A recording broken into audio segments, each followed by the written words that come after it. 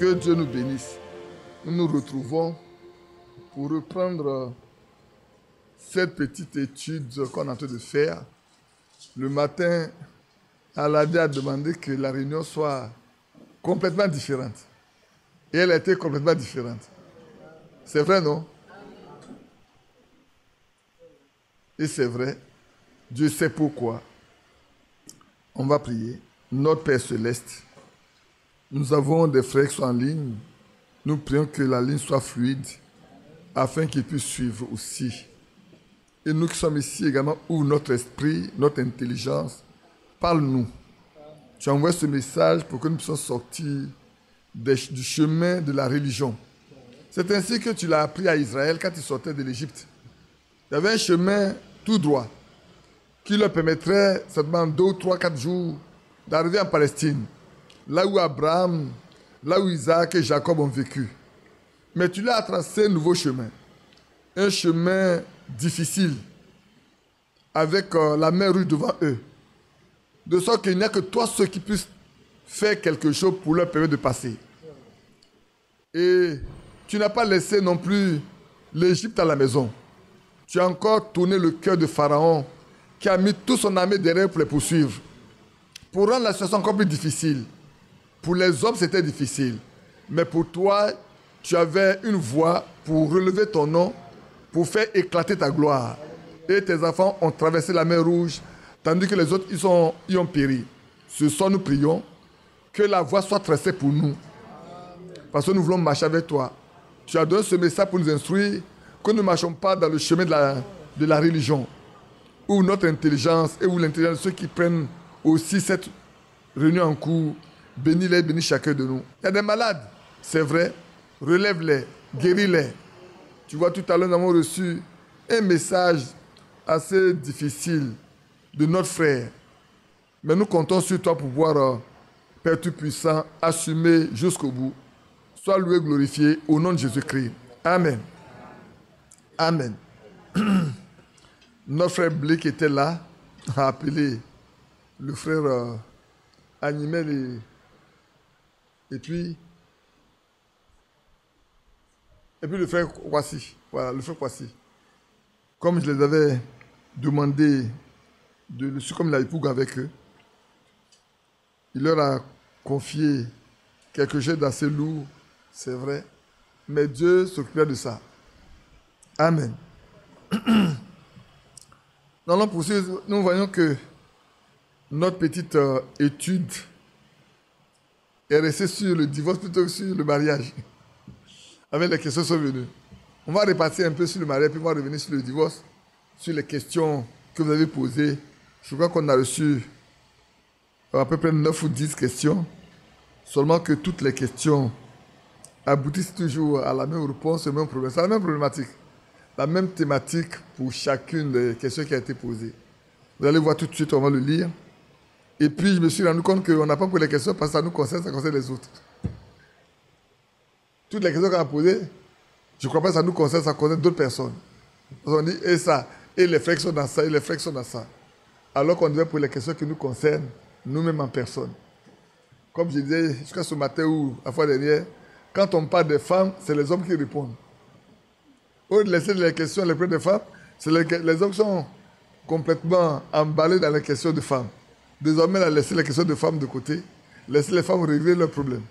Que Dieu nous bénisse. Amen.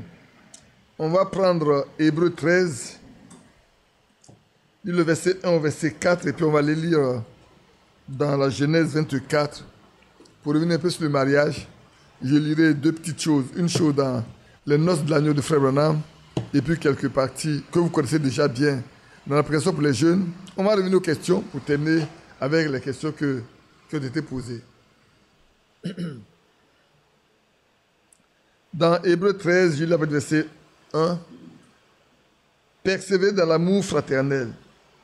N'oubliez pas l'hospitalité plutôt, car en l'exerçant, quelques-uns ont logé des anges sans le savoir.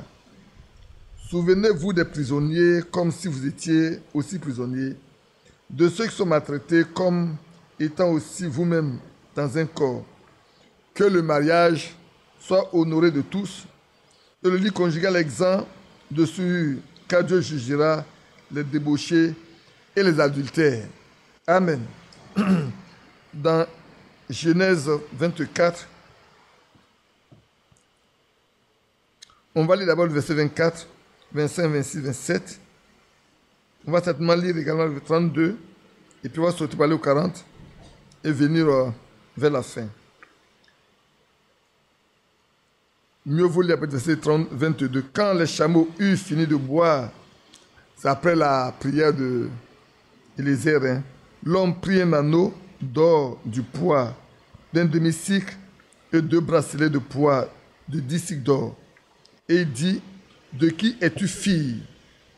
Dis-le-moi, je te prie. Y a-t-il dans la maison de ton père de la place pour passer la nuit? Elle répondit, je suis fille de Bethuel, fils de Milka et de Nacor. Elle lui dit encore, il y a chez nous de la paille et du fourrage en abondance et aussi de la place pour passer la nuit. Alors l'homme s'inclina et adora l'Éternel en disant, béni soit l'Éternel, le Dieu de mon Seigneur Abraham, qui n'a pas renoncé à sa miséricorde et à sa fidélité envers mon Seigneur. Moi-même, l'Éternel m'a conduit à la maison des frères de mon Seigneur. Alléluia. Verset 32. L'homme arriva à la maison, Laban fit décharger les chameaux, et il donna de la paille et du fourrage aux chameaux et de l'eau pour laver les pieds, et de l'homme et les pieds des gens qui étaient avec lui. Puis, il lui servit à manger. Mais il dit, je ne mangerai point avant d'avoir dit ce que j'ai à dire. Parle, dit Laban. Alors il dit, je suis serviteur d'Abraham. L'Éternel a comblé de bénédictions mon Seigneur, qui est devenu puissant. Il lui a donné des brebis et des bœufs, de l'argent et de l'or, des serviteurs et des servantes, des chameaux et des ânes. Sarah, la femme de mon Seigneur, a enfanté dans sa vieillesse un fils à mon Seigneur. Il lui a donné tout ce qu'il possède. Pour ne pas aller long, je vais lire en même temps le verset 40. Et il m'a répondu, l'Éternel devant qui j'ai marché enverra son ange avec toi et fera réussir ton voyage. Et tu prendras pour mon fils une femme de la famille et de la maison de mon père. Tu seras dégagé du serment que tu me fais quand tu auras été vers ma famille. Si on ne te l'accorde pas, tu seras dégagé du serment que tu me fais. Je suis arrivé aujourd'hui à la source et j'ai dit, Éternel Dieu de mon Seigneur Abraham, si tu daignes faire réussir le voyage que j'accomplis, voici je me tiens près de la source d'eau et que la jeune fille qui sortira pour puiser, à qui je dirai, laisse-moi boire, je te prie un peu d'eau de ta cruche, et qui me répondra, bois toi-même. Et je puiserai aussi pour tes chameaux, que cette jeune fille soit la femme que l'Éternel a destinée au fils de mon Seigneur. Avant que j'aie fini de parler, à mon cœur, voici Rebecca est sortie, sa cruche sur l'épaule, elle est descendue à la source et a puisé. Je lui ai dit, donne-moi à boire, je te prie. Et s'est emparée d'abaisser sa cruche de dessus son épaule. Elle a dit, bois, et je donnerai aussi à boire à tes chameaux. J'ai bu, elle a su donner à boire à mes chameaux. Amen. Je voulais m'arrêter là pour montrer comment Dieu a exaucé le serviteur d'Abraham que Abraham a envoyé dans sa famille pour prendre une femme pour son fils. Et si c'est le même Dieu que nous servons, nous ne devons pas être surpris. Ce que nous avons lu ce matin, s'agissant de prier sincèrement, de prendre une décision, d'être conscient, de ne rien faire à la légère. Le même Dieu qui a conduit Éléazar dans la maison des parents d'Abraham et même de Laban, le frère de qui? Laban, c'est le frère de qui? De Sarah. C'est ça, non? Parce que Abraham, Sarah est la demi-sœur d'Abraham. Vous le savez bien. Dieu fait bien les choses. Hein. Dieu ne voulait pas faire de mélange. Et il envoie le serviteur, non pas dans une famille, mais dans la famille d'Abraham, pour prendre une fille pour son fils. Le même Dieu est capable aujourd'hui encore de faire la même chose. Si on devait rendre témoignage, j'aurais pu parler. Mais laissons ça comme ça. Ainsi, mes bien-aimés enfants, frères et sœurs, Dieu n'a pas changé. Il demeure le même. C'est nous qui ne sommes pas, je veux dire, c'est nous qui ne sommes pas persévérants. C'est nous qui n'allons pas au Seigneur avec un cœur droit. Et nous voulons faire notre chemin nous-mêmes. Voilà qu'on a des problèmes. Comme la vôtre ce matin, c'est périller le mariage si on ne marche pas sur la volonté de Dieu. On peut détruire sa propre vie. On peut détruire la vie de la fille, de la femme. On peut souffrir. Mais si on est conduit par Dieu, tout se déroule normalement. Et à la fin, on est bien heureux. On a lu ce matin, après le salut, s'il y a quelque chose de meilleur que Dieu donne à un homme, s'il y en avait là, il l'aurait fait. Mais il n'a pas trouvé. La seule qu'il a trouvé de bon, c'est une femme. Une femme après le salut. C'est pour ça que, frère, le mariage ne doit pas être une source de difficulté, de souffrance, de maîtrisure dans la vie des croyants. Si nous plaçons tout sous l'autorité, sous la responsabilité du Seigneur, il est capable de nous conduire jusqu'au bout. Et ici, il est écrit que le mariage soit honneur de tous.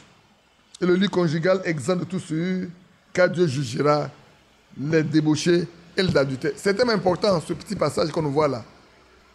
Nous devons comprendre ce que ça veut dire. Le mariage doit être honneur de tous. Tout le monde doit être heureux dans le mariage. Vos invités doivent être heureux. Vos parents doivent être heureux. Il ne doit pas avoir de problème dans le mariage. Et après, le frère Yapi dit, mais à quel moment commence le mariage, à quel moment se termine le mariage? Le mariage commence depuis le jour où vous avez fait le vœu, jusqu'à votre mort. Tout à l'heure, on a lu, non? Le jour où vous avez fait le vœu là, vous êtes engagé devant Dieu. Après, vous faites des formalités pour conclure. Et puis, je voulais corriger une chose là. La polygamie dont je parlais n'a pas été acceptée. C'est la polygamie, ils voulaient même la polygamie un peu biaisée. C'est optionnel. Là où ça n'a pas été accepté parce que beaucoup n'étaient pas d'accord, les députés n'étaient pas d'accord. Mais au niveau de la loi, de la dot, oui, la dot a été instaurée. On ne doit payer la dot. Donc, c'est le temps, comme l'a lu ce matin, frère, laissons tout entre les mains du Seigneur. Donnons au Seigneur la première place dans le mariage. Et il nous conduira. Si nous laissons la première place, que nous nous reposons sur lui, il nous conduira très certainement. Le problème aujourd'hui, on est tellement pressé. On veut tellement choisir nous-mêmes. Et quand on choisit, après on a des problèmes. Quand on s'engage, on a des problèmes. Nous-mêmes. Il y en a qui disent, bon, au frère Badi a dit qu'il fallait voir les parents, est-ce qu'on peut parler à la jeune fille et tout. La fois dernière, me rendait un témoignage d'un frère à l'intérieur du pays qui voulait se marier. Il avait écouté ce qu'on avait prêché à Abidjan. Et il est parti, il a envoyé voir les parents directement. Quand le père appelait sa fille, elle était surprise. Elle dit quoi? Son père dit, tu ne vas même pas chercher. Moi, je suis chrétien, mais tu ne vas pas les chercher. Tel que c'est conduit là, Dieu est dedans. Il n'est pas prêt te voir pour parler avec toi. Il est venu, il a envoyé me voir pour demander ta main. Ça, c'est un garçon sérieux. Ce n'est pas quelqu'un qui veut jouer. Ce n'est pas quelqu'un qui veut jouer. Hein. Celui-là, c'est un garçon sérieux. Moi-même là, il ne faut pas prier. Moi-même, je prends ça. Et puis, le jeune homme a construit sa petite maison en Banco, village là. Après, on a mis du ciment, il a coupé ses papeaux, les gens ont aidé, il a fait sa petite maison. Et depuis qu'ils sont mariés, ils sont vraiment dans la paix. Il n'y a pas de soucis, les parents, tout le monde est bien content. Et c'est un garçon sérieux. Son père n'a pas, comment je peux dire, il ne s'est pas trompé sur le compte de l'enfant. Ils sont dans la même église, ils voient tout le monde. Mais dit que on va me demander à moi de voir ma fille, qu'on veut la prendre en mariage. Je deviens celui qui doit parler à ma fille. Comme ça s'est passé chez Rebecca ici. Hein. On a dû demander, appeler la jeune fille pour lui demander, est-ce qu'elle veut partir? Il aurait pu déjà dire, elle a écouté la prière, certainement. Quand il a fini de donner à boire à Élisée, que Élisée a commencé à remercier le Seigneur, elle a dû entendre. Elle a couru par là à la maison. Voilà signaler que, voilà quelque chose qui arrive. Et puis après, elle a disparu, simplement. Le soir même, le gars, Élisée avait traité son problème en même temps. Il a exposé le problème. Appelle la jeune fille. Quand on lui a appelé la jeune fille, il dit, je m'en vais. Parce que ce que je vois là, Dieu est dedans. Dieu conduit quelqu'un de là-bas jusqu'ici. Il fait sa prière. C'est moi qui sors de la maison avec ma cruche. Et ce que cet homme a dit à Dieu là, je ne savais pas. Je viens répéter les mêmes mots. Je viens répéter les mêmes mots qu'il a demandé à Dieu. Dieu est dedans. Ça n'a pas la peine de perdre le temps. Moi, il m'avait. C'est tellement beau quand Dieu est dedans, frère. C'est vrai. Quand le Seigneur est là, c'est tellement beau. Donc, que notre mariage, à nous tous, soit exempt de toute souillure. Qu'elle soit honorée de tous. Que tout le monde voie la main de Dieu dans notre mariage. Et c'est important. C'est important de le lire. Je lirai dans les noces de l'agneau. Thierry, je ne sais pas si tu l'as donné. Les noces de l'agneau. Tu te l'as pas. Tu pourras la trouver. Je crois que c'est le seul message. Hein. Il n'y en a pas deux. Qui a été prêché le 21 janvier 62 à Phoenix, Arizona. Je vais lire le paragraphe 38 et puis le paragraphe 43. Et dans ces deux paragraphes-là, il y a des choses assez importantes à retenir. Bien dans un sens, le mariage est un type. Le mariage terrestre, ici, est un type du mariage céleste. Maintenant, examinons cela juste pour quelques instants, pour reprendre cela un instant. La première chose qu'il y a, c'est qu'il faut prendre une décision. Le jeune homme doit prendre une décision et la jeune fille doit faire une décision, comme on l'a lu ce matin. La première chose que l'on a fait dans le mariage naturel, c'est qu'une décision que l'on prend, c'est une décision que l'on prend, c'est une décision que l'on prend. La jeune fille doit décider si oui ou non elle accepte ce jeune homme. Et le jeune homme, si oui ou non, il accepte la jeune fille. Il faut qu'une décision soit prise. Et vous devez la prendre. Il doit être la seule femme au monde que vous aimez. Et il doit être le seul homme. Si ce n'est pas le cas, alors, vous avez pris une mauvaise décision. C'est tellement important. Déjà, ce petit paragraphe nous montre quelle est l'ampleur de la décision que nous devons prendre. Le poids qu'elle a dedans. Ce que nous devons faire. Ce qui donc exige que, frère, comme l'avons lu le matin, nous nous consacrons vraiment. Nous restons devant le Seigneur vraiment pour prendre une décision qui vaille la peine d'être prise. Une décision qui a un sens. Une décision que nous n'allons jamais regretter plus tard. Le 43. Le 43 est assez important, aussi est très important. Si une femme n'est pas liée en toute franchise à un homme, alors ce dernier n'est pas son mari. En d'autres termes, si vous faites un vœu, mon fils Thierry va me pardonner si je prends le cas qu'il a vécu. Si le vœu là n'est pas sincère,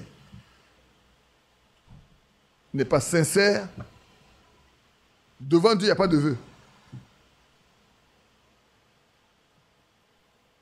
Qui me comprend? Thierry, on est d'accord, non? Je peux faire un vœu à une femme. Si elle ne me répond pas correctement, pleinement, et qu'il y a une fausseté dedans, je ne suis pas lié à elle. Non, je ne suis pas lié à elle. Le vœu n'est pas valable. Il y a quelqu'un qui est en train de basculer, alors il faut que je le ramène. Je lui envoie un peu d'eau, quoi. C'est pour ça que j'envoie un peu d'eau. Le vœu n'est pas valable, frère. Sachez-le, hein, nous sommes devant le Seigneur. Et tout ce que nous avons fait là doit se faire avec l'honnêteté. Et en vérité. Et Dieu connaît nos cœurs. Dieu connaît nos cœurs. La fois dernière, je parlais avec mon fils, il dit, mon garçon, Dieu t'aime. C'est tout. Dieu t'aime. Nous n'avons pas compris, nous n'avons pas vu. Nous sommes restés réglo, rigoureux. Mais Dieu qui connaît tout, bon, il a fait prendre une décision. Bon, on m'a insulté. On m'a bien insulté. Mais je ne crois pas que ça peut porter du bon fruit. On le verra plus tard. C'est tout simplement un homme à qui elle a fait un vœu, qu'elle vivait avec lui. Elle a donc fait un vœu faux. Vous comprenez? Donc ce vœu sera faux. Si le vœu est faux, elle a promis l'aimer, mais elle ne l'aime pas du tout. Mais il ne l'a pas fait. L'homme est continuellement trompé. Mais une chose est certaine, mes amis, nous n'allons pas tromper Christ et il connaît les siens. Ah oui, il connaît les siens. On peut tromper les hommes, mais Dieu ne peut pas le tromper. Et il connaît nos cœurs, de sorte qu'il peut brûler notre piste. Il peut tout dénouer.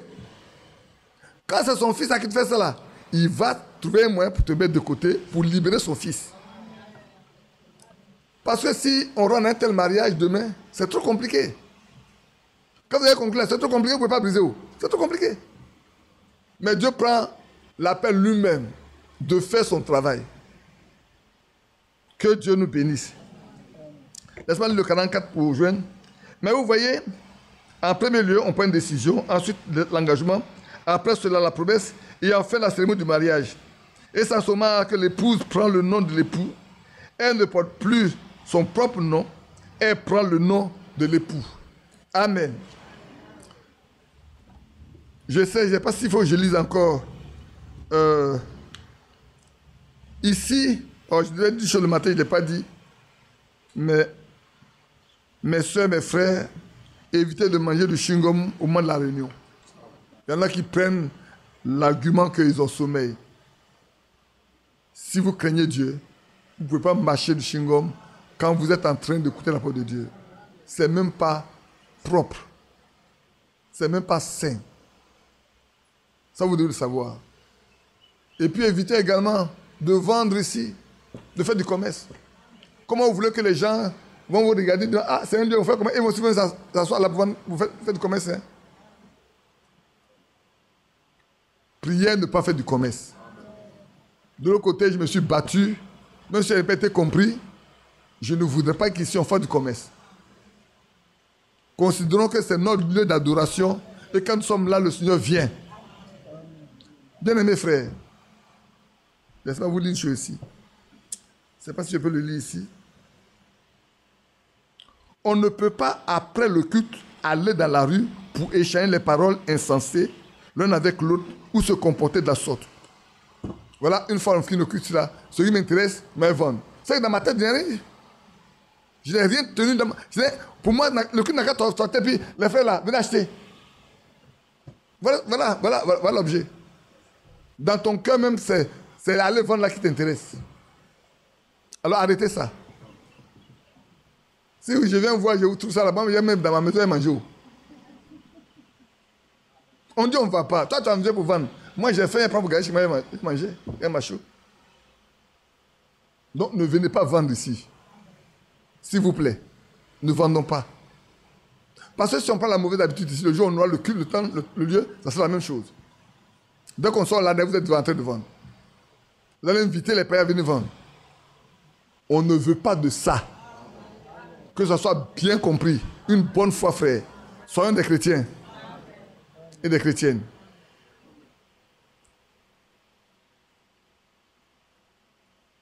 Il dit que c'est irresponsable et inadmissible de permettre que ces choses inconvenables soient partagées à cet endroit.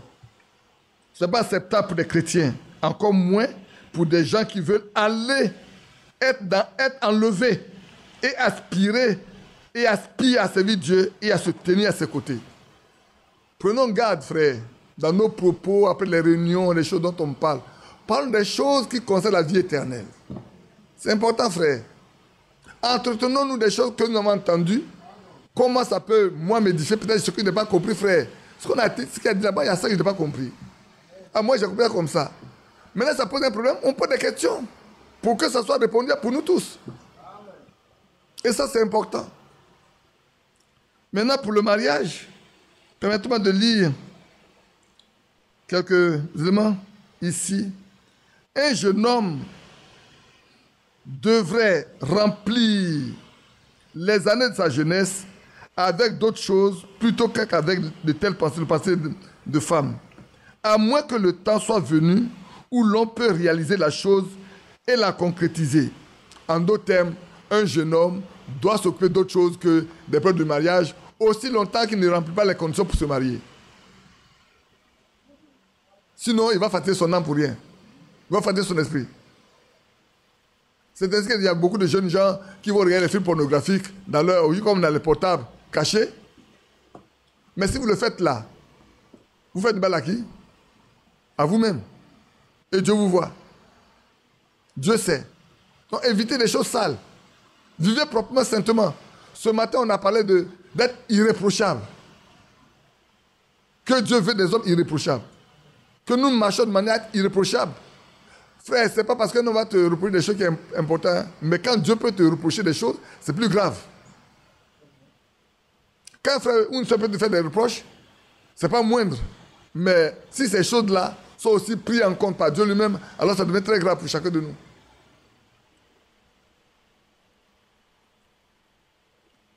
Et il continue.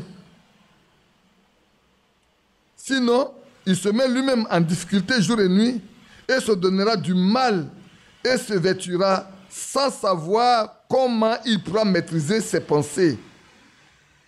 Et elle, la pensée, sera en effet greffée parce qu'il nourrit sa conscience et son subconscient de ses pensées. Donc, ce n'est que lorsque le temps est venu pour cela qu'on devrait s'occuper de telles pensées. Cela est valable, bien sûr, que pour les frères et non pour les sœurs. En d'autres termes, les sœurs, vous n'avez pas à vous préoccuper du mariage. Ça, quand j'en parle avec mes jeunes sœurs, mes jeunes filles, petites filles, elles ne comprennent pas. Je sais qu'il y a une, j'ai dit, toi, il faut rester tranquille. Et je me dis, tu as prié pour que je ne me marie pas. J'ai dit, bon, j'ai prié pour que tu te maries. Je vais prier pour toi pour que tu te maries. Et puis on a fait la paix, j'ai prié pour elle, puis elle se marie. Bon. Or, ce qui est bien, l'apôtre Paul nous l'a dit le matin dans 1 Corinthiens 7, pour le temps dans lequel nous sommes là, si ça ne tient qu'à lui, il est bon qu'on reste comme ça. Maintenant, si quelqu'un dit qu'il ne peut pas rester comme ça, qu'il veut se marier, libre à lui de le faire. Mais vous allez comprendre que c'est pour nous épargner les difficultés. Il dit l'homme qui n'est pas marié, il est seul, il se préoccupe des choses pour plaire à Dieu. C'est ça, non? C'est pas ça? Maintenant, celui qui est marié là, il a deux préoccupations. Un, que faire pour plaire à sa femme? Deux, comment maintenant prendre soin des choses de Dieu? Ça fait deux préoccupations. Hein? Mais chacun de nous tient de Dieu un don particulier. Donc, on ne peut pas empêcher un frère de formuler le besoin de se marier. Non, on ne peut pas. Que Dieu seulement nous conduise. Car les sœurs n'ont pas du tout à s'occuper de telles pensées, mais doivent attendre jusqu'à ce que quelqu'un vienne demander leur main. Et alors, il y a encore le temps pour laisser le cœur battre. Pourquoi devrions-nous prendre ces choses comme une occasion dans la vie pour se mettre soi-même en difficulté, sous une charge, sous un fardeau dont on ne peut plus se libérer soi-même? Et sans cesse, on se pose la question, comment est-il possible? Mais si on est responsable, on en est responsable, alors on doit bien sûr être aussi prêt à en apporter les conséquences. Ce que tu crées comme problème, les conséquences doivent les porter. Hein. Mais si tu laisses Dieu prendre les choses en main, Tu verras comment il va t'aider. Il va après parler des reproches qu'on lui a faits, parce que des fois, il n'était pas content.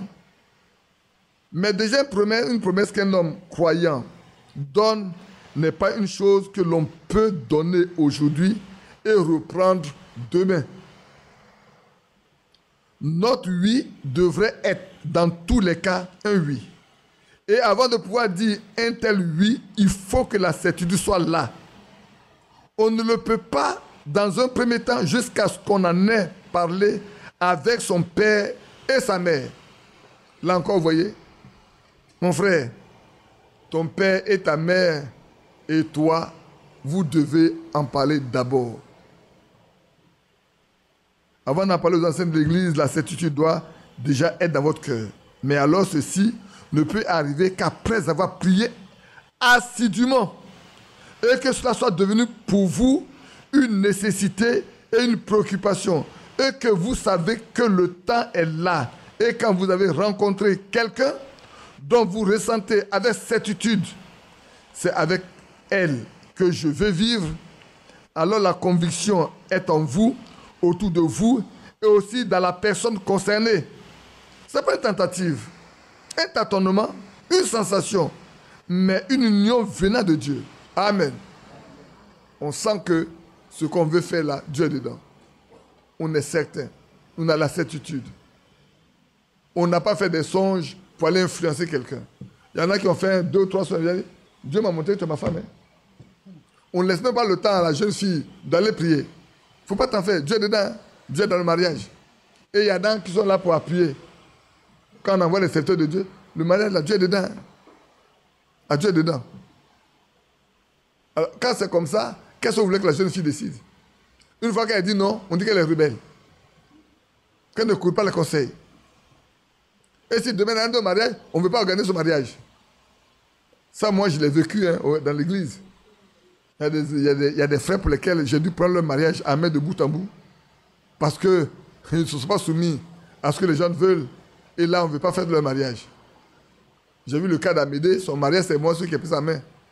Mais quand maintenant tout est fini, toutes les célébrations sont finies, les cérémonies sont finies. Au moment de manger là, j'étais assis là, je vois tous ceux qui étaient contents de manger et boire. Je me suis assis comme ça pour les regarder. Je n'ai pas mangé. Hein. Je ne devais pas manger. J'étais assis là pour les regarder. En bon? Vous voulez manger le manger de ce mariage-là et vous ne voulez pas l'organiser? Le frère Yanambe est là, le frère Esaïe est là. C'est dans ma main, il a dit, frère, prenez le maillot de ce jeune homme dans ta main, dans votre main. Si vous ne le prenez pas, vous allez faire du mal à ce jeune homme. Lambert, Esaïe, prenez ce maillot dans... Ils ne sont pas d'Abidjan. Pourquoi c'est que vous prenez ça dans leur main? Je dis, prenez ce maillot dans votre main. Si vous ne le faites pas là, vous allez faire du mal à ce jeune homme. Prenez-le. Moi, j'ai été faire la dot avec Ali Robert à Dieucoué. On est revenu. On a organisé tout. Mais la nuit, avant la nuit qui précède le mariage là, mais on ne sait pas d'où est venu un vent. Partout. J'ai dit voir la belle-mère. J'ai dit, vous restez tranquille. Le mariage aura lieu. Demain là, on va faire le mariage. Soyez tranquille. Quand le temps est venu, j'ai appelé à m'aider, allons à la mairie. On a tout fait. Quand on est venu là, Esaïe, Lambert, on va à l'église, désigner quelqu'un d'entre vous pour célébrer le mariage. Je me souviens plus si c'est Lambert ou c'est Esaïe, mais l'un des deux a pris le mariage. Dès qu'on a fini, on arrive là, à la lieu de réception. Tous ceux qui étaient pour la tête de manger, ça boit, ça mange, ça boit. C'est comme ça. Charles Yao, Annick, même chose. J'ai prêché, j'ai fait tout. Que Dieu nous aide. Nous faisons beaucoup de tort, hein, par moment. Non, ce n'est pas une tentative. Précisément parce qu'il s'agit d'une décision que l'on ne peut pas prendre aujourd'hui et annuler demain, mais d'une alliance, comme je l'ai déjà dit. Je saute, je prends les mains dedans. Si je décide aujourd'hui d'acheter une voiture, je peux décider demain d'en acheter une autre. Chaque décision que l'on a prise peut être annulée ou modifiée. Que cela soit lié à des frais ou non, mais l'homme peut le faire. Mais la décision pour Jésus-Christ, qui est prise devant Dieu, avec Dieu, demeure éternellement. De même, le malin que vous prenez devant le Seigneur, la frère, ça doit vous conduire qu'à la mort. Qu'est-ce qui n'est pas convenable aux jeunes gens quand ils viennent écouter la parole de Dieu et quand ils sortent de l'église? Nous sommes cernés non seulement d'en haut, mais aussi de gauche et de droite et de toutes parts. Qui a compris ici? Nous sommes cernés d'en haut. En haut qui est là-bas. Quand il regarde le haut, je vois quelqu'un. Après, non. Mais nous sommes là des témoins invisibles que nous voient. Le Seigneur nous voit. Les uns nous voient. Nous sommes cernés d'en haut. Hein. C'est pour ça que, frère, partout vous partez, vous n'êtes pas seul. Hein. L'Esprit de Dieu est là. En sa présence. Souvenez-vous, la présence en sa présence. Le Seigneur est toujours là. Nous sommes toujours dans la présence de Dieu. Frère. En sa présence. Chacun de nous est toujours dans la présence de Dieu, dans tout ce que vous faites. De ce qui est là, aussi, vous êtes dans sa présence. Vos pensées, vos cœurs, vos désirs, vos choix, les lieux que vous fréquentez, tout.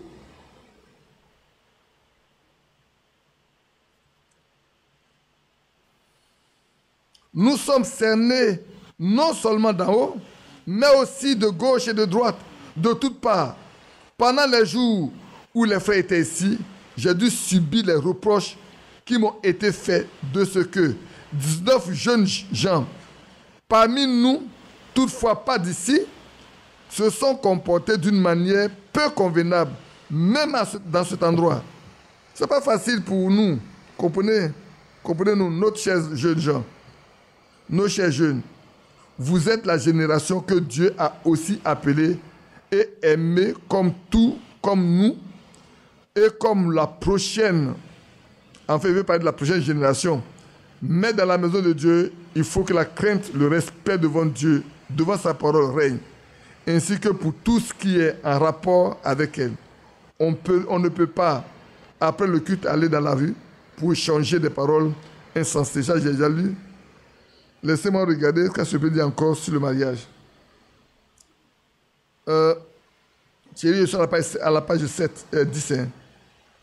Nous ne prendrons pas une décision parce que d'autres l'ont prise pour nous. Qui a compris? Moi, je ne prendrai pas une décision parce que toi, tu as décidé de prendre la décision pour moi. Et aujourd'hui, c'est ce qui se passe. Il y a des soi-disant serviteurs qui prennent la décision pour les membres de l'Église.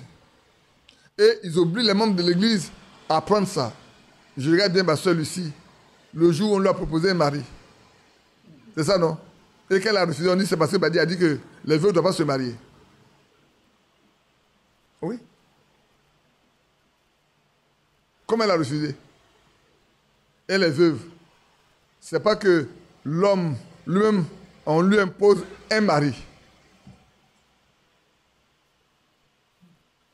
Elle doit accepter ce qu'on lui impose.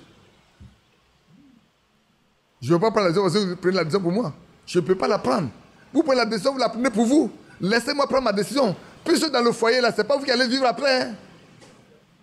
Et généralement, quand maintenant ça dégénère, tout le monde se retire.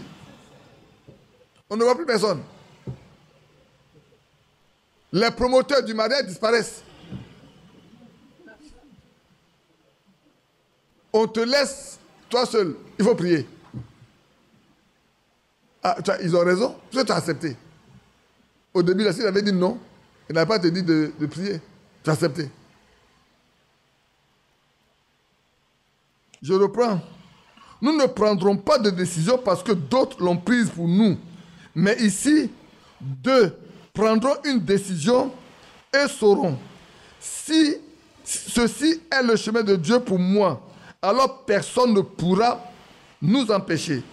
Mais pour avoir la certitude, ce n'est jamais une erreur quand les enfants manifestent autant de confiance envers leurs parents. Et si déjà nous parlons de toutes sortes de choses avec nos parents, ne devons-nous pas parler aussi avec eux de la décision la plus importante de notre vie? Et ne devons-nous pas nous confier à ceux que le Seigneur Dieu a établis pour prêcher?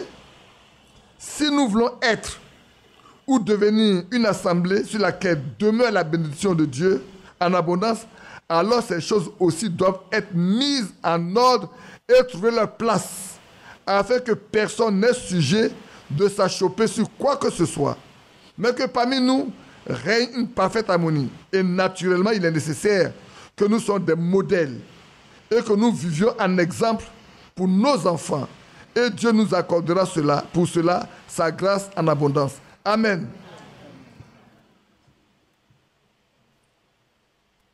Oui, c'est vrai. Aujourd'hui, laisse-moi lire ici. Ici, il est écrit, peut-être que je devrais premièrement le lire. Si quelqu'un regarde comme déshonorant, c'est toujours dans chose, je crois, ça doit être c'est dans 1 Corinthiens 7. Verset 36. Si quelqu'un regarde comme déshonorant pour sa fille de dépasser l'âge nubile et comme nécessaire de la marier, qu'il fasse ce qu'il veut. Il ne pêche point qu'on se marie. Mais celui qui a pris une ferme résolution, sans contrainte, et avec l'exercice de sa propre volonté, et qui a décidé en son cœur de garder sa fille vierge, celui-là fait bien. Que diraient nos filles aujourd'hui si nous leur soumettions, nous avons décidé de ne pas vous marier. Le lendemain, elles auraient sauté du toit. Mais que dit la parole de Dieu? Nous voyons à quel point nous pouvons nous éloigner de la parole de Dieu. Aujourd'hui, les jeunes pensent nous sommes plus intelligents que nos vieux et nous allons nous gérer. Et qu'arrive-t-il ensuite? Il y aura toutes sortes de problèmes. C'est vrai. Aujourd'hui, tu ne peux pas dire à une jeune fille, tout à l'heure je vous en parlais, tu ne peux pas dire à une jeune fille, reste tranquille, reste tranquille. On est tellement préoccupé. Vous savez, quand on atteint un certain âge qu'on a vu autour de nous, mes camarades qui ont le même âge que moi se marier, oh là là, on pense qu'on est une vieille fille. Et il ne force pas qu'on se marie. De sorte que le premier qui prend le nez, boum! Moi j'ai l'habitude de pêcher. Quand vous lancez la pale, il y a beaucoup de poissons. Quand les plus gros, quand les plus petits arrivent, les gros arrivent seulement, ils chassent les petits, puis boum, il ne sait pas que c'est un piège. Et bon, il prend, et puis ça va. Le petit te l'empêcher de manger, mais toi, tu vas tomber dans la marmite. Donc, il vient et puis tombe dans la marmite. Voilà ce qui se passe. C'est quand il voit l'air, il dit, c'est là où je m'en vais. C'est déjà trop tard, frère. Les enfants. Sœurs, jeunes sœurs, ne vous mettez pas à la recherche d'un mari. C'est la chose la plus ridicule et dégradante qu'une jeune fille puisse faire. Mais quand votre temps sera venu, le bon frappera à votre porte. Et votre cœur battra aussi. Mais alors, il aura à battre pour un seul et non pour deux ou trois. Car vous devez savoir quel est le chemin de Dieu pour votre vie. Amen. Tout ceci nous amène à dire, soyons prudents. Faisons attention, attendons-nous simplement au Seigneur dans le mariage. Ne nous précipitons pas.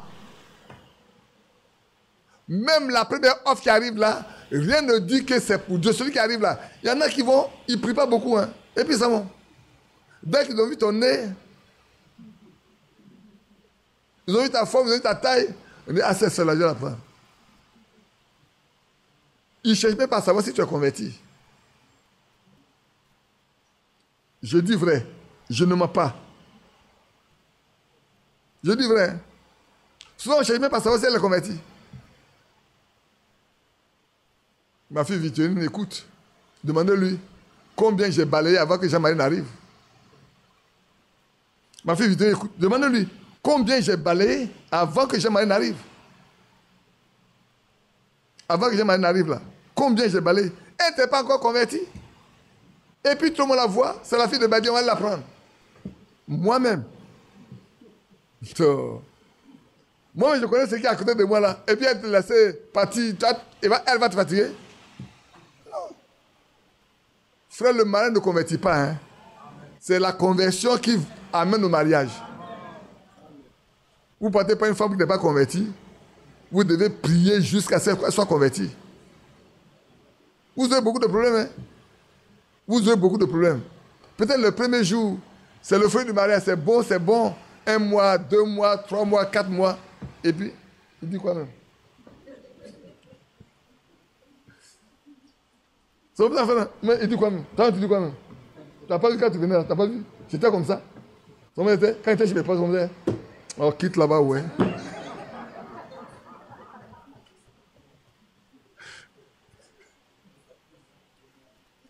C'est un vieux père qui parle. Cela te rend compte que tu n'as plus de vipère dans ta poche.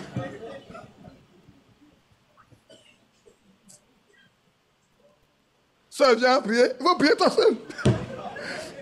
J'ai sommeil. Laisse-moi dormir. Hein? Tous les jours, c'est 4 heures du matin, tu as peur pour prier. Il faut dormir. Quand on vient me lever, il peut moi aussi. C'est vrai. Que Dieu nous aide. Frère, quand on est marié à un homme converti là, Dieu laisse venir les épreuves exprès. Quand tu es parti, tu n'as pas demandé la permission à Dieu, puis tu as pris là. Tu vas voir ce qu'il va faire. Il laisse là, il lève la main. Et puis, elle va te montrer toutes les couleurs. Il ne faut pas mettre ses bagages dehors. Il ne faut pas mettre ses bagages au salon. Non, vous devez continuer de partager la chambre. Ah oui. Vous devez continuer. Et puis, il ne faut pas la frapper. Il y en a qui bottent.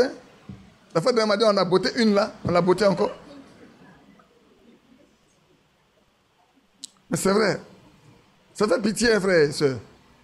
À cet âge-là, on frappe une soeur. Une soeur, même, mon cher, elle a voulu marier, c'est ça. Vous mariez sur Internet, c'est Internet. Et sur Internet, tout est doux, tout est beau. Il y a des paroles mielleuses, chacun est bien. On ne vérifie même pas la foi et tout ça. Non, sur Internet, on ne peut pas vérifier la foi. Est-ce que l'ordinateur donne la foi? L'ordinateur ne donne pas la qualité de la foi.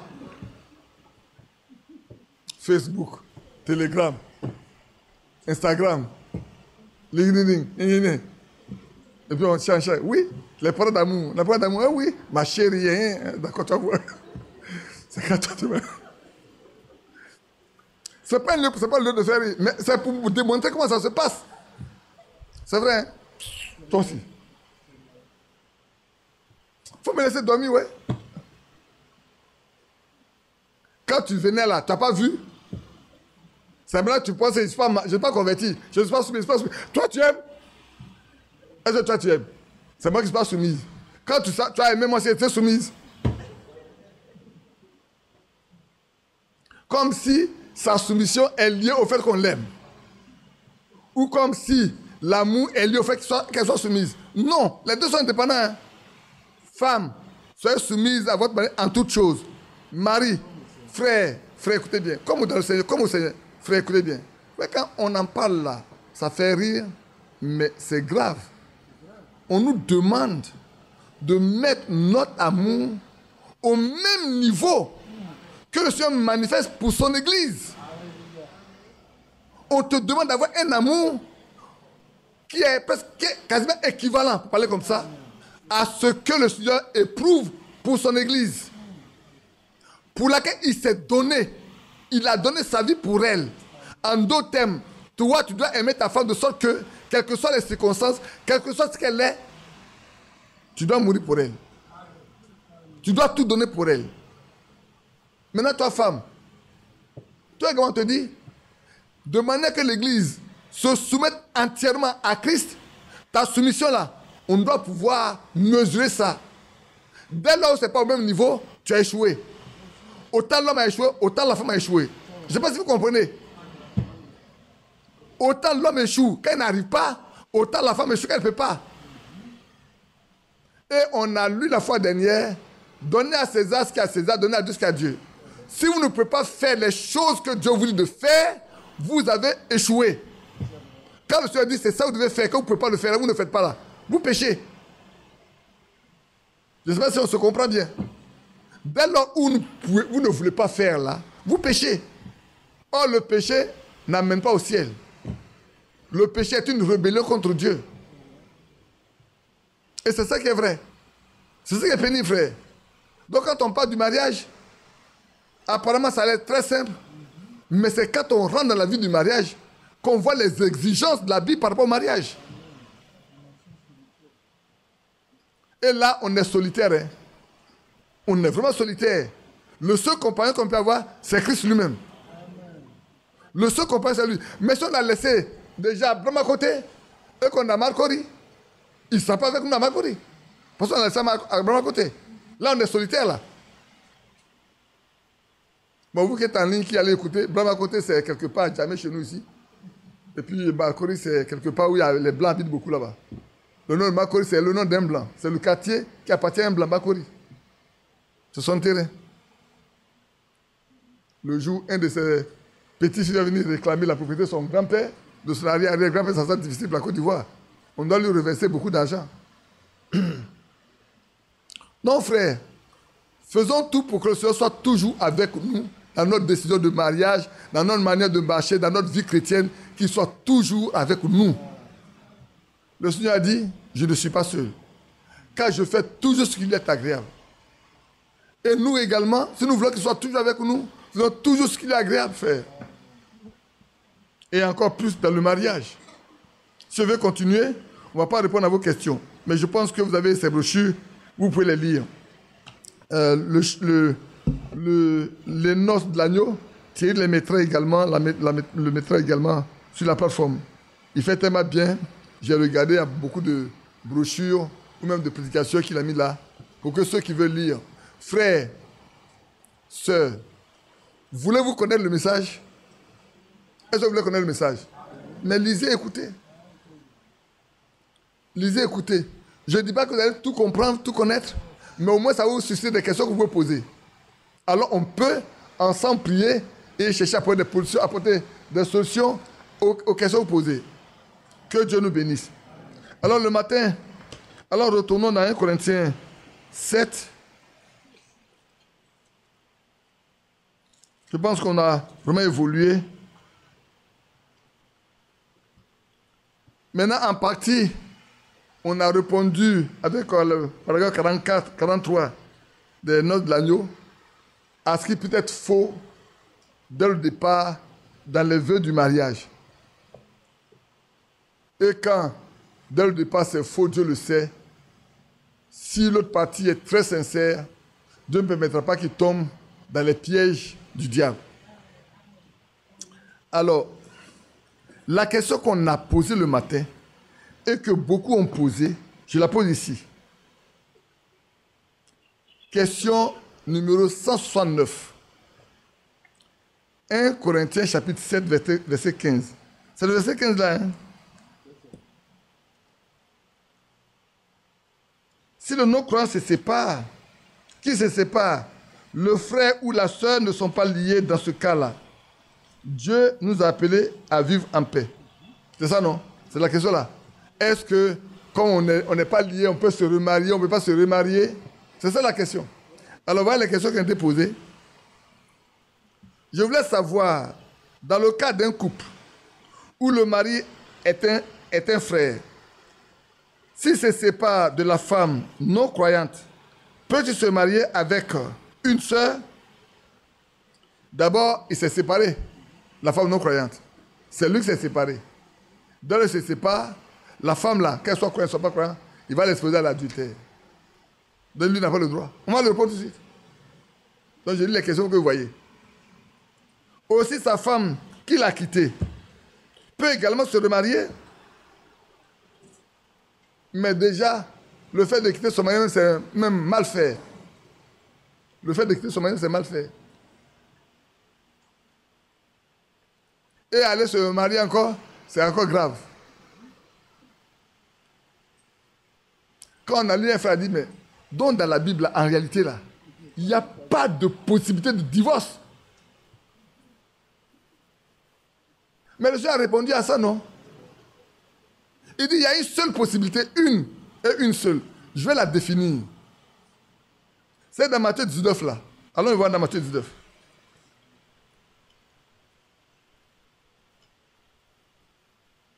on a déjà parlé de ça. Oh. Mais dès qu'on tombe là, tout le monde tombe à terre. Tout le monde s'écroule.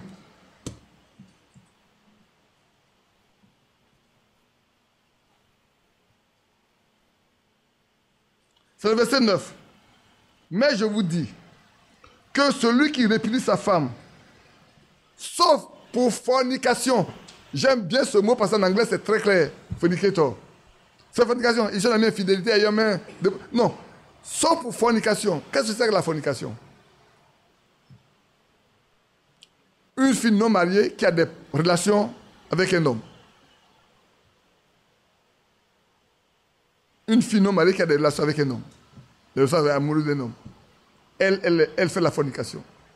Un jeune homme qui n'est pas marié, qui a des relations avec une fille, il fait la fornication. Maintenant, on nous dit que c'est dans ce cas seul que le divorce, la séparation est possible. À quel moment on peut savoir que la séparation est possible? C'est pour ça que, frère, comprenez bien. Avant de rentrer dans le mariage, la femme doit dire à l'homme comment elle a vécu. Avant de rentrer dans le mariage, il a fait le vœu, il ne te connaît pas. Il a fait le vœu. Avant d'aller tout conclure, tu dois lui dire, ma vie là, c'est comme ça. À lui de dire, il te garde ou il ne te garde pas. Mais s'il te garde, il ne peut plus revenir en arrière pour faire des réclamations après. Mais si tu lui caches, tu ne dis rien. Et puis après votre première, il découvre que c'est un mensonge. Là, il peut te chasser. C'est le seul cas dont le Seigneur parle. En dehors de ça là, je vais être très grave. Même quand tu prendras ta femme dans ton lit, la Bible dit que tu es obligé de pardonner. Ceux qui ne pardonnent pas, ça ne va pas pardonner. C'est pas moi qui le dis, hein. C'est ce que la Bible dit. Ton pardon là, aussi ton pardon, tu ne peux pas pardonner, Dieu ne peut pas te pardonner. Je pense ça pour que vous compreniez. Si quelqu'un pense que je mens ou je me trompe, qu'il aille prier. Le Seigneur lui donne les bases de bénédiction là. Le pardon, il n'y a pas un péché qui est trop grand pour qu'on ne pardonne pas. C'est pour ça qu'il faut être converti. C'est pour ça qu'il faut avoir le Saint-Esprit. C'est pour ça qu'il faut avoir le Saint-Esprit, frère. C'est pour cela qu'il faut avoir le Saint-Esprit. Pour que tu sois capable de pardonner quelle que soit la faute. Là, tout le monde est devenu silencieux sur ce cimetière là. Ah oui. Oui, frère. C'est ça la vie chrétienne, c'est ça la foi. La vie là. On pense que quand on vient au Seigneur, tout est rose. Non, non, non. Rien n'est rose. Ce n'est pas un chemin fleuri. C'est un chemin d'épines. Voilà pourquoi on vous dit d'être converti et que la fille que vous voulez prendre là, elle soit convertie. Vous-même, là, vous devez être converti. Elle aussi est convertie. De sorte qu'il n'y a pas de mensonge entre vous. Dès le départ, là, c'est une fille honnête, une femme honnête. Elle va vous dire, mon chéri, tu m'aimes, mais voilà ce qui s'est passé dans ma vie passée. Tu es libre. Mais le converti, permettez-moi de m'arrêter. Est-ce que c'était aujourd'hui, Rahab aurait-elle pu avoir un mari? Non. La prostituée. Pourtant, Dieu a ordonné à Osée d'aller prendre quoi? Prostituée. Frère, la porte de Dieu là, elle ne vient pas de chez nous. Hein. Elle vient d'en haut. Si on n'est pas né d'en haut, on ne peut pas la vivre. Tu n'es pas né d'en haut, tu ne peux pas vivre la porte de Dieu. Elle est trop élevée pour toi. Non, comprenez bien. Aujourd'hui là, si une femme prostituée est convertie, elle vient ici, moi je dis ça, c'est une ancienne prostituée. Mais pour un fils de Dieu, Dieu peut te donner cette femme-là. Et elle sera même meilleure que celle qui a gardé sa virginité. Maintenant, regardez quand le Seigneur est parti chez le docteur de la loi. Comment il s'appelle? Simon. Il dit, si cet homme-là était un prophète, il saurait de quelle espèce de femme elle est. Alors Jésus a pris la parole. Il dit, Simon, je peux te poser une question? Il dit oui. Le pardon, quand on pardonne dans les péchés là, qui est meilleur le plus? Celui à qui on pardonne peu ou celui à qui on pardonne beaucoup? Elle dit non, celui à qui on pardonne beaucoup, c'est lui qui est le plus. Il dit, c'est pour cela que les nombreux péchés de cette femme-là sont pardonnés. Toi, tu aimes peu. Je suis venu chez toi, tu m'as invité pour me honir. Tu ne m'as même pas lavé les pieds. Tu ne m'as même pas essuyer les pieds, tu ne m'as même pas donné un peu d'huile, tu ne m'as même pas embrassé. Mais celle depuis que je suis rentré chez toi ici, elle n'a pas cessé de laver mes pieds avec ses larmes et ses cheveux essuyés. C'est pour ça que ces nombreux péchés sont pardonnés. Vous comprenez, nos frères? La vie chrétienne, là, ce n'est pas celle que nous passons, hein. Les plus compliquées que ça. Mais elle est simple. Si on marche avec celui qui nous donne la vie, ça peut dire, vous ne pouvez rien faire sans moi. Sans moi, vous ne pouvez rien faire. Le seul point, frère, où le divorce est possible, c'est la fornication. Dès le départ, on le lit, hein? Je vous le lis.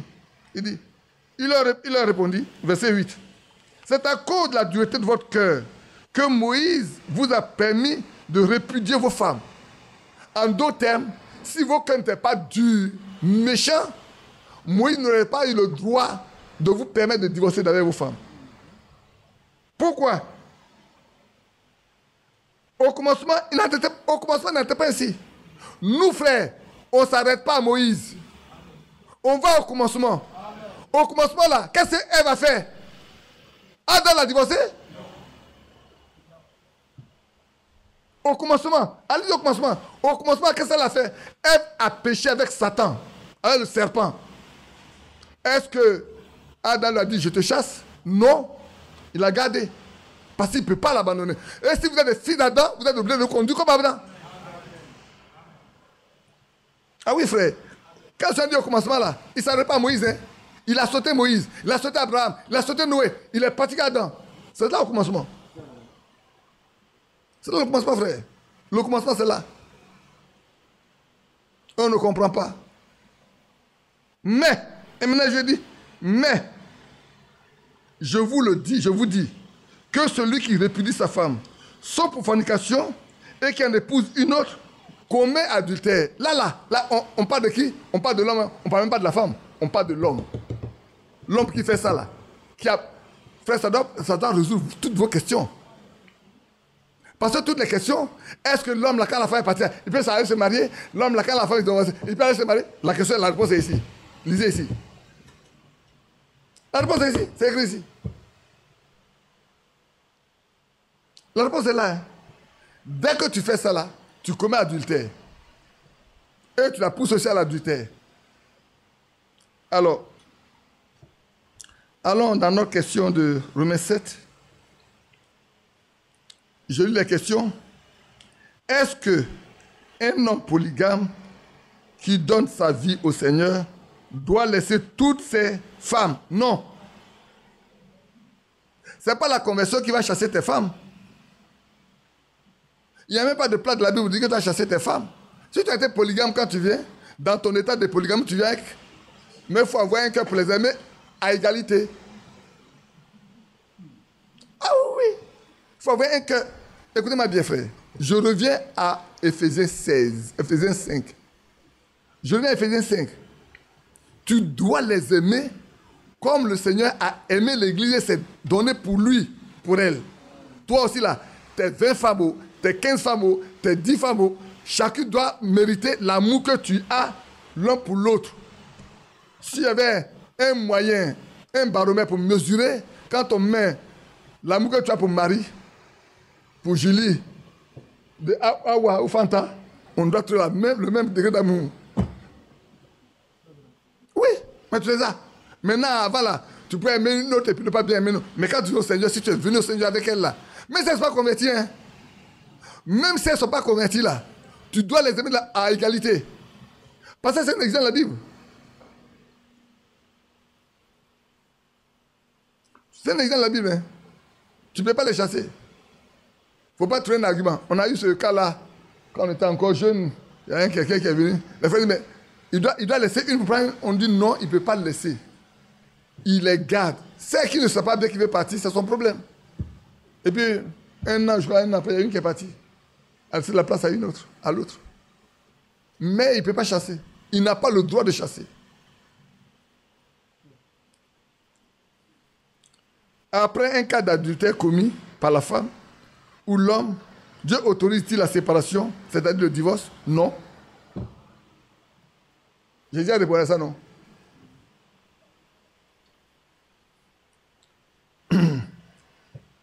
Quand une jeune fille qui n'est pas mariée, elle est sous l'autorité de son père. Quand elle est dotée et mariée à un homme, elle passe sous l'autorité de son mari. Mais si son mari la ramène à sa famille, à son père, et la répudie, et réclame même la dot, que doit faire son père?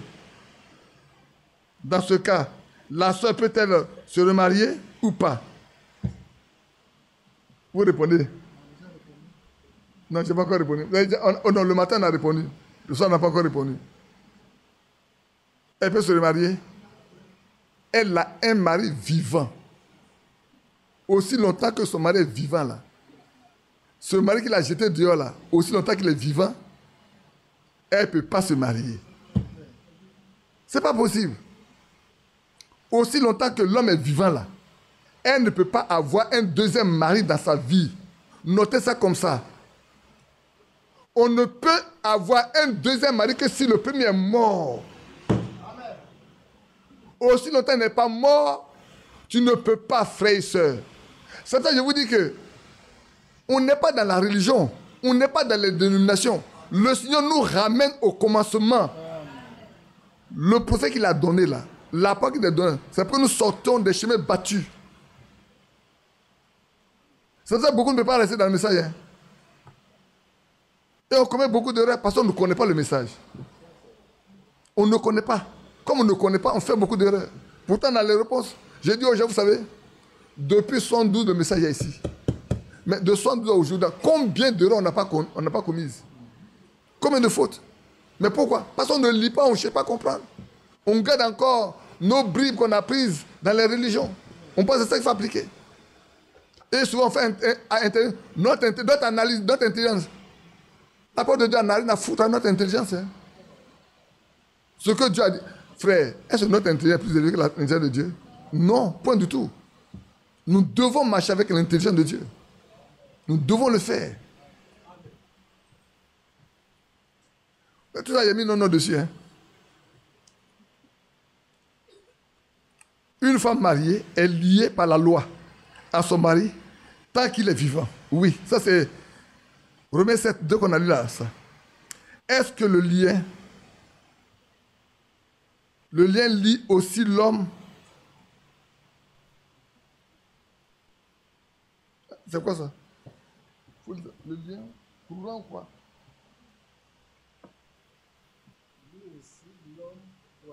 Ah, le lien croyant. Donc, je relis. Est-ce que le lien lie aussi l'homme croyant dont la femme s'est séparée? En d'autres termes, la menée va bien. Le croyant dont la femme s'est séparée et n'est pas en train à divorcer, peut-il se remarier? Je vais vous donner un exemple simple. Pour qu'il y ait un mariage, il faut être deux accords. C'est faux? Est-ce que c'est faux? Pour qu'il y ait un mariage, il faut deux accords, non? Il faut que la femme soit d'accord, le mari soit d'accord. Pour qu'il y ait divorce, et Léon n'est pas là, pour nous faire parler un peu le tribunal. Quand vous partez au tribunal pour divorcer là, si un dit je ne veux pas, est-ce que le divorce peut avoir lieu? On va vous donner un exemple simple. Vivant. Frère Favre. Frère Favre s'est marié. Sa femme a fait 2 enfants. Et puis un jour, elle a demandé, elle a décidé de divorcer. On va au tribunal, Frère Favre dit, je ne divorce pas. Moi, je ne divorce pas. Je suis un croyant, la Bible ne dit pas divorcer, je ne divorce pas. La femme a pris, a quitté la maison, elle est partie dans une maison à part. Le matin, Frère Favre se lève. Il va chez sa femme. Il fait la vaisselle, il fait le nettoyage, il fait tout avec elle. Il prépare avec elle, quand elle a fini, il quitte chez lui. Celui qui nous enseigne, nous là, qui nous a enseigné là, qui nous a appris la vie chrétienne dans ce message-là, je vous parle de son témoignage. Sa femme veut divorcer. Il dit, lui, il ne divorce pas. Il est un croyant, il prêche l'évangile, il ne peut pas divorcer. Ils sont fatigués, il ne peut pas divorcer. Bon, la femme a quitté la maison. Elle a pris ses bails, elle est partie à louer une maison avec ses enfants. Frère Favre quitte chez lui. Il va trouver la femme chez elle. Il fait la vaisselle.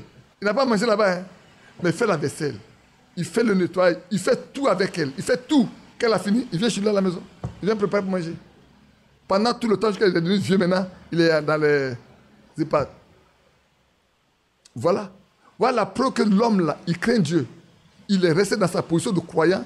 La Bible ne lui donne pas le droit de divorcer. Si sa femme vient à divorcer, si le tribunal prononce le divorce à son tort, il s'en fout parce qu'il n'a pas dit. Il veut divorcer. Dès lors qu'il n'a pas divorcé, il sait que sa femme est là. Et sa femme n'a pas le droit de se marier devant Dieu jusqu'à ce que la femme meure. Je ne sais pas si vous comprenez.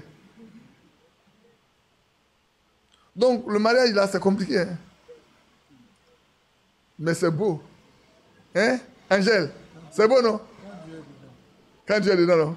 C'est doux, hein? Eugénie, Angèle, ils sont nombreux. Hein? Regarde s'il y a encore quelqu'un d'autre. Donc, les questions sont finies. Il reste 2. Il reste 3. Et si le mari n'est pas chrétien, il quitte la femme et se marie, est-ce qu'elle a le droit de se remarier? Non. Elle est un mari qui est vivant.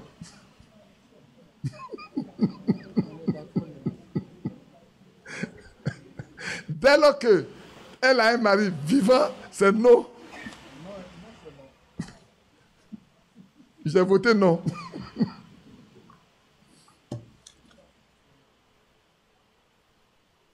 Le cas de 2 païens qui se marient, jeunes. Quelques années après, la femme donne sa vie au Seigneur. Et elle est tellement convertie que son mari qui n'a pas cru la répudie. Si elle peut peut-être se remarier? Non. Elle a un mari qui est vivant. Mais c'est la question où on vient là, ça. Maintenant, on va lire. Maintenant, vous voyez, non, on n'a plus rien à dire que si on vous lit ça, ça sert souvent pour vous conforter. On va vous conforter un peu. Tout est non. Ma question est la suivante. Vu que nous devons nous marier dans le Seigneur, nous devons prier, jeûner pour que Dieu nous montre notre moitié. Et lorsque on est déjà marié, avant de croire au message, est-ce que nous ne sommes pas en erreur? Est-ce que nous n'avons pas pris la moitié d'autrui? Non.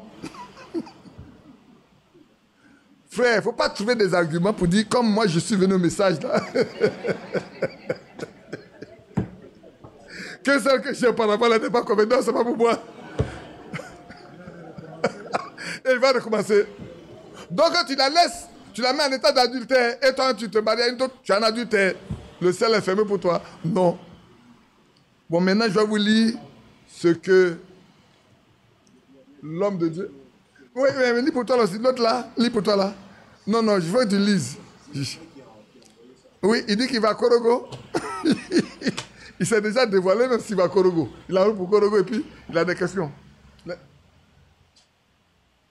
J'ai reçu ça d'un frère. Il dit, est-ce juste pour un frère de se remarier si sa femme demande le divorce, se sépare et se met déjà avec quelqu'un d'autre? Le frère, dans ce cas, n'est-il pas libre de se remarier? Non. Sa deuxième question. Les frères et sœurs qui, sans vraiment le savoir, se sont remariés. Écoutez bien. Les frères et sœurs... Attendez, cette question qu'il pose là, elle est très très importante. C'est la situation dans laquelle se trouvait Frère Branham devant beaucoup de personnes, mariés, divorcés, et qui, quand Frère Branham parlait, ils étaient dans l'embarras. Qu'est-ce qu'il faut faire? Est-ce qu'il faut laisser cette femme-là pour aller se revoir, parler? Ou bien qu'est-ce qu'il faut faire? Je ne sais pas si c'est la même chose que vous allez. Mais vous allez vous rendre compte. Allez-y. Les frères et sœurs qui, sans vraiment le savoir, se sont remariés et sont déjà des couples, doivent-ils être condamnés? Y a-t-il une condamnation à vie alors que le sang de Christ subsiste? Quel moyen de sortie pour ces frères et sœurs qui ont commis l'erreur? Ah, ils ont commis l'erreur. Dis-leur que le message est en Côte d'Ivoire depuis 72. Et que Frère Branham est déjà mort. Et que le message a été envoyé en Côte d'Ivoire par Frère Baranowski, Frère Barillier, depuis. Maintenant, je pose la question. Quand Frère Branham prêchait le mariage et le divorce, le sang de Christ n'était plus sur le trône? Si le sang était sur le trône et que Frère Branham était obligé d'attendre une réponse de Dieu et que Dieu lui a donné une réponse, il lui a dit, allez-y et ne recommencez plus. Nous n'avons plus le droit de recommencer. Non, pas le droit de recommencer. L'état dans lequel vous êtes là, restez là. Pourquoi? Parce que les gens sont mariés, ils ont divorcé, ils sont mariés, ils ont fait des enfants. Il y en a qui ont fait 2 ou 3 mariages. Est-ce qu'on doit tout casser pour aller? Mais le sang de Christ était encore là. Mais pourquoi Frère Branham a dû attendre une réponse de Dieu? Parce que ce n'est pas évident. Et ce n'est pas moi, Frère Badi, qui va donner une réponse. Ce n'est pas moi, frère. Moi, je lis ce que la Bible dit. Je réponds au mieux de ma connaissance et sur la base de ce que le Seigneur a donné à ses serviteurs pour nous. Donc, si on dit, ils sont condamnés à vie, ce n'est pas moi qui les condamne à vie. Je ne condamne personne à vie. Celui qui a pris la décision de vivre comme ça, il va le payer devant Dieu. C'est Dieu seul qui peut le lui pardonner, ne pas le lui pardonner. Mais il a déjà été instruit. Pourquoi il a fait ça? Pourquoi n'a-t-il pas voulu mettre en application ce qui a été dit? Le mariage et le divorce existe dans la main de beaucoup de frères. Peut-être les jeunes gens qui se convertissent maintenant qui n'ont pas ça. Mais ceux qui sont là depuis plus de 10 ans, de 15 ans, de 20 ans, de 30 ans, ils ne peuvent pas me dire qu'ils n'ont pas cette brochure.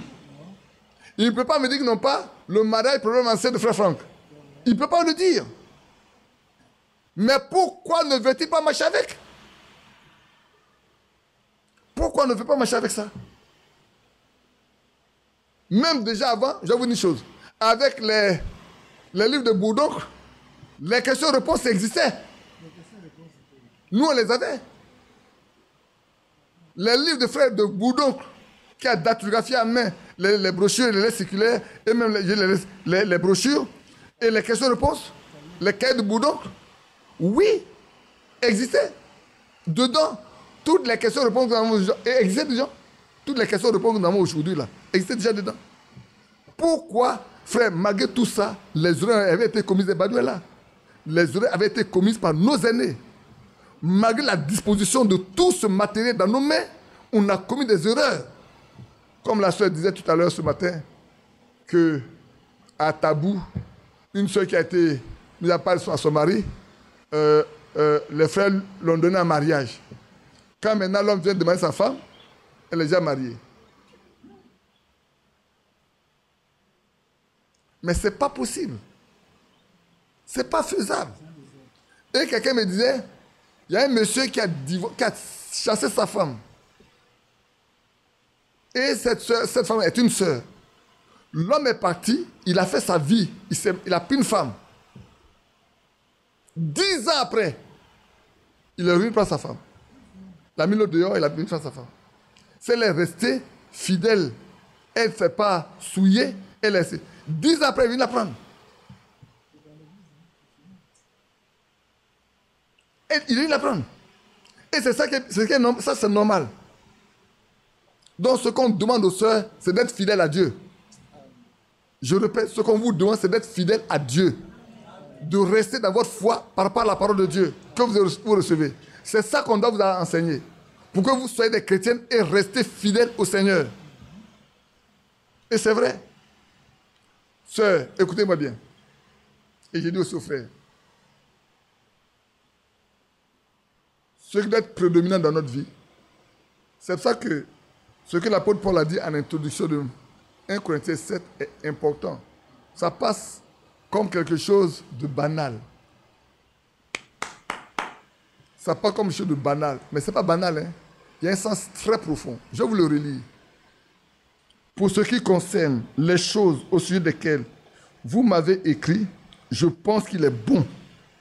Qu'il est bon pour l'homme de ne point toucher de femme. Donc on peut dire, il est bon pour la femme de rester aussi tranquille. aujourd'hui que notre partie d'homme ou femme là n'a qu'à se reposer. Qu'elle ne domine pas notre vie. Qu'elle ne domine pas notre manière de penser, notre manière de voir. C'est ce que Frère Franck a dit. Frère Franck a écrit, il dit, pourquoi les jeunes gens vont se fatiguer avec ça dans la tête pour se créer des problèmes, pour se soucier. Pourquoi ne veut-il pas sortir de ça jusqu'à ce que le temps arrive? Mais pour ceux qui ont été mariés avant et qui ne sont plus, pourquoi ne pouvons-nous pas rester tranquilles? C'est ça. Cette soeur-là a compris qu'il faut plutôt passer son temps à servir Dieu que de chercher autre chose. Plus tard, son mari est venu la prendre. Il est revenu la prendre. Parce que ça ne s'est pas suivi. Alors, je vais vous lire la question. 1 Corinthiens, chapitre 7, verset 15. Maintenant, la question qu'on a posée. Frère Branham, est-ce que ceci veut dire que le frère ou la sœur sont libres de se remarier? Est-ce que ce qui est écrit cela veut dire que le frère ou la sœur sont libres de se remarier? Si vous voulez, moi je laisserai du paragraphe 29 jusqu'au paragraphe 30. Je ne vais pas lire parce que ça prendrait du temps. C'est beaucoup de choses. Je viens ici. Est-ce qu'un frère ou une sœur dans le Seigneur peuvent se marier ou se remarier et être libres s'ils quittent leur conjoint et se remarier à nouveau? La question est simple. Non. Il va développer. Il va même vous faire rire dedans. Là. Il y a un truc qui fait rire dedans. Il va vous dire ça. Maintenant, commençons au verset 10. À ceux qui sont mariés, j'ordonne, non pas moi, mais le Seigneur, que la femme ne se sépare point de son mari. C'est les séparer, qu'elle demeure sans se marier ou qu'elle se réconcilie avec son mari. Et que le mari ne répudie point sa femme. Ça, ce sont les commandements du Seigneur. Aux autres, ce n'est pas le Seigneur, c'est moi qui dis. Voyez, si un frère a une femme non croyante, maintenant observez son sujet. Voyez, et si vous lisez tout ce qui précède, et le chapitre en entier, vous verrez que ces gens se disaient, si nous nous sommes mariés avec une femme, et qu'elle était, si je me suis marié et que je deviens incroyant, alors que ma femme n'est pas croyante, alors je devais pouvoir la répudier. Oh non, ce n'est pas ça. Vous ne pouvez pas faire ça. Donc personne ne peut répudier sa femme parce qu'elle est croyante. Si un frère a une femme non croyante et qu'elle constate à habiter avec lui, qu'il ne la répudie point, là, ce n'est pas le mariage qui est en cause, c'est l'incrédulité qui est en cause. Pas question de se remarier de nouveau. Vous voyez, restez cela. Ici, pourquoi l'homme ne veut pas rester avec la femme? Est-ce qu'avant qu'ils étaient ensemble, là, il y avait un problème? Répondez-moi. Avant la conversion de l'un ou l'autre là, est-ce qu'il y avait un problème? C'est quand la conversion est venue qu'il y a un problème. Donc ce qu'on met en cause, c'est la conversion de la personne. C'est ça qui gêne. C'est ça qui dérange. Je poursuis. Et si une femme a un mari non croyant, et qui constate à habiter avec elle, qu'elle ne répudie pas son mari, c'est exact. Quand le mari non croyant est sanctifié par la femme non croyante est sanctifiée par le mari, autrement vos enfants seront impurs, tandis qu'ils sont maintenant saints. Si le non-croyant se sépare, qu'il se sépare. Donc, si le non-croyant dit, je ne vivrai plus avec toi, tu es devenue chrétienne. Un homme qui dit ça, qui dit à sa femme, 2 points. Parce que tu as reçu le salut et que tu vas abandonner le monde, le milieu dans lequel nous étions avant, je vais te quitter. Là, vous ne pouvez rien y faire. Qu'il se sépare. Ou bien la femme qui dit à son mari, je ne vais pas frayer avec cette bande d'exaltés, je ne vais pas faire ça. Je vais me séparer, te quitter. Ne quittez pas l'église, non. Laissez-la partir. Le frère ou la sœur ne sont pas liés dans ce cas-là. C'est-à-dire, si votre conjoint vous répudie, veut se séparer à cause de cela, vous n'avez pas à vous accrocher à eux. S'ils veulent vous quitter et qu'ils vont vous quitter à cause de Christ, alors laissez-les partir. mais vous ne pouvez pas vous remarier. Mais Dieu vous a appelé à vivre en paix.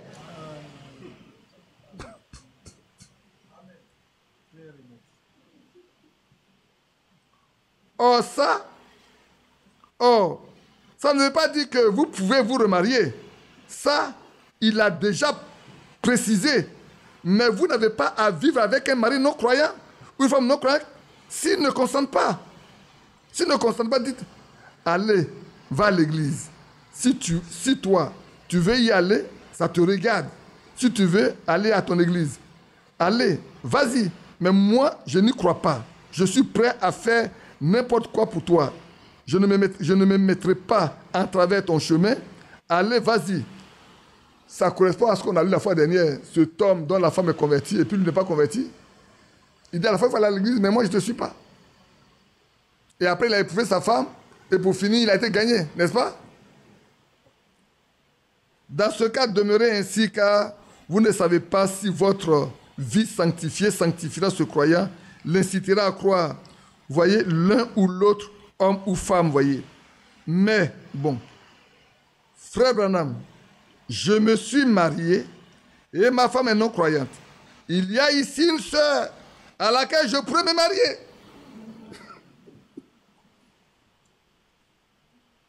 Je vais quitter celle-là et me marier avec celle-ci. Oh non, oh que non. Votre vœu, c'est jusqu'à ce que la mort vous sépare. Il n'y a absolument rien d'autre qui vous permette de vous marier. Dans la Bible, jusqu'à la mort, votre conjoint, c'est vrai, c'est la seule chose qui leur permette. Il n'est nulle part question de se remarier, sauf si le conjoint est mort. C'est tout. On ne peut pas la faire se contredire. Alors lisez les versets qui précèdent et ceux qui suivent. Et là, vous saisirez ce qu'il y est en train de dire. Donc ceci veut dire, là non. Est-ce que ceci veut dire que le frère ou la sœur sont libres de se marier? Non, monsieur. Il avait d'abord expliqué à ceux qui sont mariés, j'ordonne, non pas moi, mais le Seigneur, que la femme ne se sépare point de son mari. Si elle est séparée, qu'elle demeure sans se marier ou qu'elle se réconcilie. On ne trouve pas de telles choses. Un croyant qui se serait réconcilié au fait de se remarier de nouveau alors qu'on avait un conjoint vivant. Maintenant, en voici autre. Bon. Quels sont les causes? C'est pas ça. Donc, frère, on est d'accord?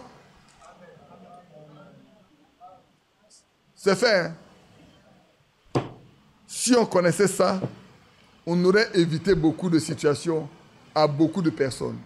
Malheureusement, on ne veut pas apprendre. Et quand on ne veut pas apprendre que les problèmes naissent, on se précipite, on pense, on réfléchit, on donne le sens qu'on pense donner à la Bible et on entête tout le monde dans le désastre. Ceux qui ont des problèmes, on les enfonce davantage dans les problèmes. Et les problèmes dans lesquels on les entraîne là, c'est irréparable. C'est irréparable. Vous ne pouvez pas revenir. Dès que vous avez laissé cette femme aller se marier là, elle est souillée, elle est en état d'adultère, ce n'est pas possible de revenir en arrière. Allez-y lire dans l'Ancien Testament, je crois que c'est dans Lévitique ou dans Nombre. On dit quand quelqu'un a pris une femme, et plus tard, il s'est plaint, et que la femme a été remise à ses parents, si elle ne veut la marier, il n'est pas question qu'il veut la reprendre. C'est déjà trop tard. D'abord, si on a vérifié que ce qu'il a dit est un mensonge, il paye d'abord des amendes au mari pour avoir sali l'image des parents. Mais la femme reste là. Si pour finir, quelqu'un vient la prendre, toi le maître ne peut pas revenir. Mais si le Seigneur nous dit, c'est pas possible. Vous voyez ce qu'il disait au temps de Moïse? C'est parce que la possibilité de divorcer existe qu'il a donné la lettre de divorce. Mais à nous, la lettre de divorce là, n'existe pas, hein? N'existe pas. C'est pour ça que, frère, tous ceux qui réalisez un peu le mariage divorce, vous allez vous rendre compte que beaucoup de personnes, même dans d'autres message de l'année 65, beaucoup de personnes venaient chez Frère Branham. Qu'est-ce qu'on fait? On a divorcé, on s'est marié, elle s'est mariée et tout. Mais qu'est-ce qu'on fait? Il leur a dit, vous ne faites rien, vous attendez jusqu'à ce que j'ai reçu de Dieu une réponse. Avant, je ne peux rien dire. Ce jour-là, c'est quand il était sur la colonne de feu montait et descendait. Et de dehors, les gens ont vu la colonne de feu, on dit, ça là. Il y a un jeune homme qui a dit à Frère Branham, moi je peux te dire exactement où tu es. J'ai dit à papa, à maman, ça, c'est Frère Branham qui est là-bas. Ce qui monte descend, ça c'est la colonne de feu. Il dit, c'est en ce moment-là que le Seigneur m'a dit ce que je vais vous dire. Retournez à la maison, gardez votre position, ne recommencez plus rien. Le Seigneur, de même qu'il a donné à Moïse la lettre de répudiation, il me donne de vous dire de ne pas briser quoi que ce soit. Vous êtes heureux dans vos foyers avec vos enfants, gardez-les dans l'état. Mais ne recommencez plus. En d'autres termes, ne divorcez plus pour vous remarier à quelqu'un d'autre. Alors, si aux autres l'a dit ça, et nous qui sommes venus, est-ce que nous devons faire pire qu'eux? C'est pour ça qu'on a des problèmes dans le message. Parce qu'on ne connaît pas le message. Tout le monde dit on est dans le message, mais quand tu poses des problèmes réels dans le message, on ne connaît pas le message. On ne le connaît pas. Regardez aujourd'hui, la fois, peut-être je vais en parler plus tard. Même dans la Sainte Seine, on n'a pas la même compréhension. Le lavage des pieds, on n'a pas la même compréhension. On n'a pas la même compréhension. De ce que j'ai dit en Côte d'Ivoire, on n'a pas de colonne. Parce que si on avait des colonnes, ces colonnes-là allaient venir régler des problèmes de doctrine au milieu des églises. L'église n'allait pas aller à volo. Celui-ci va dans ce sens, celui-là va dans ce sens, ce prédicateur va dans ce sens. Et quand vous vous retrouvez pour un problème, c'est des disputes, des discussions inutiles. Même quand tu lis la Bible, on ne veut pas prêter attention à la Bible. On pense que ce sont des pensées. Mais parce qu'on ne connaît pas le message, on n'a pas de colonne pour nous dire, tenez, voilà ce qui est vrai, qu'on a dans le message. On n'en a pas. Pas qu'on a des problèmes. On n'en a pas. Quand aujourd'hui on dit, établissons les anciens, celui-là va prendre telle position, celui-là va prendre telle chose. Quand on va commencer à discuter des caractéristiques et des conditions à remplir, celui-là va dire, non, ça c'est pas comme ça, ça c'est trop exigeant, toi tu exagères. Moi, on m'a dit la question en 2007. Le frère Kwasi qui est décidé a dit, mais frère Badi, ce que tu dis là, si c'est comme ça, mais on ne peut pas trouver un ancien en Côte d'Ivoire. J'ai dit, mes frères, quel est le problème? Sommes-nous obligés d'avoir des anciens? Est-ce qu'on est obligé? L'apôtre Paul dit, regarde dans les villes là, s'il y a des gens qui remplissent les conditions, s'il n'y en a pas, tant pis, l'église fonctionne avec les ministères, c'est tout.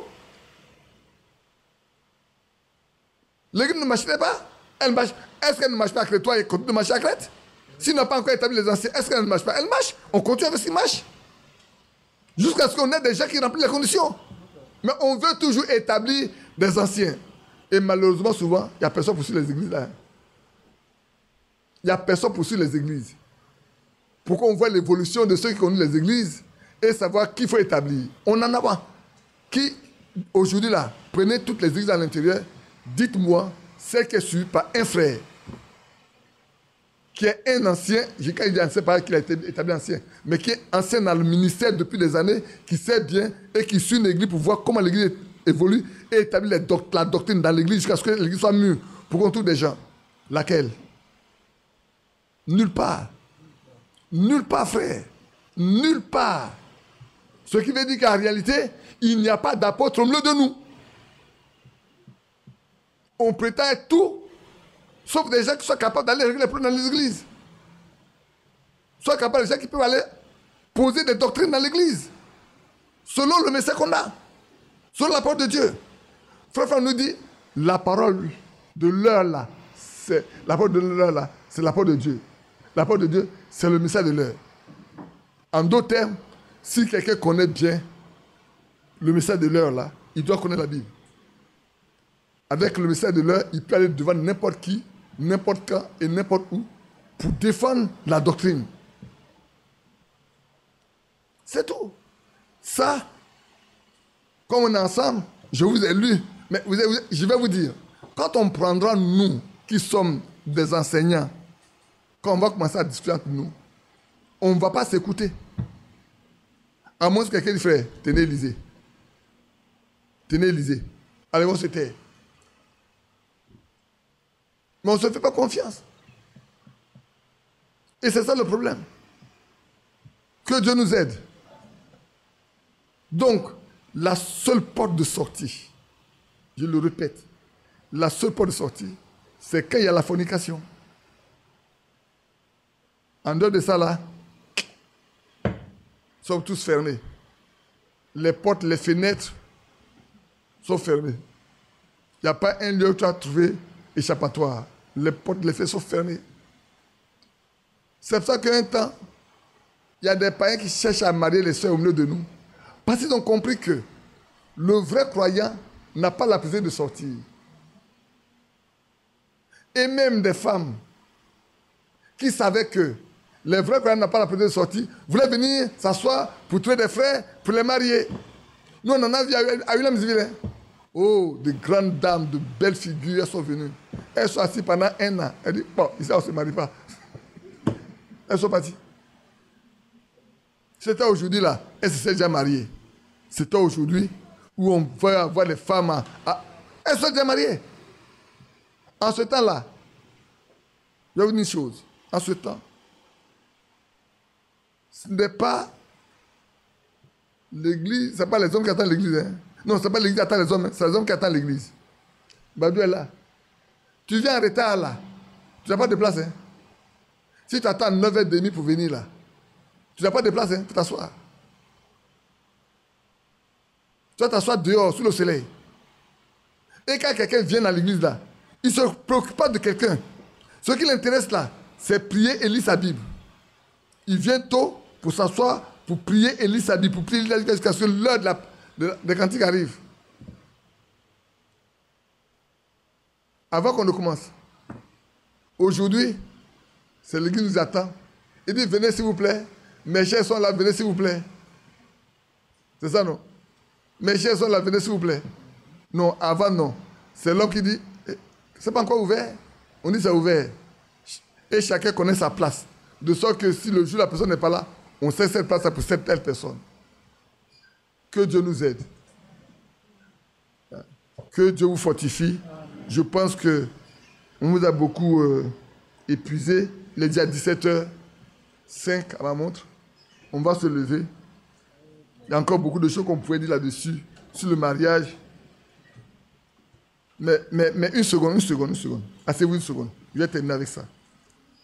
Asseyez-vous une seconde. Je vais lire 2 passages pour vous et puis on va finir. Si vous prenez Luc chapitre 16, le verset 18. Luc chapitre 16, le verset 18.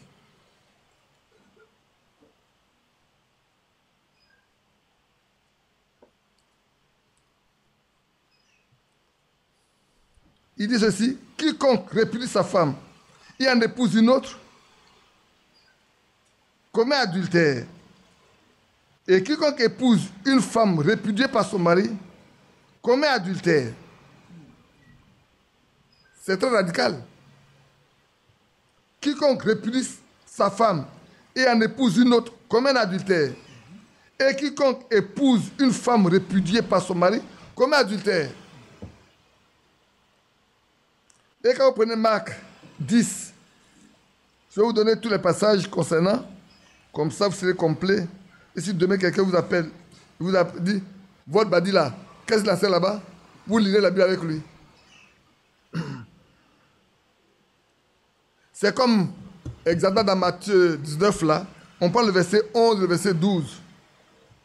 Il leur dit, non, laisse-moi lire le verset 9 après le verset 9. Que l'homme donc ne sépare pas ce que Dieu a joint.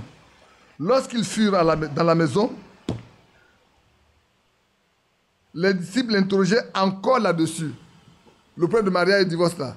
Quand ils sont venus à la maison là, les disciples étaient tellement préoccupés, ils ont encore posé la question là-dessus.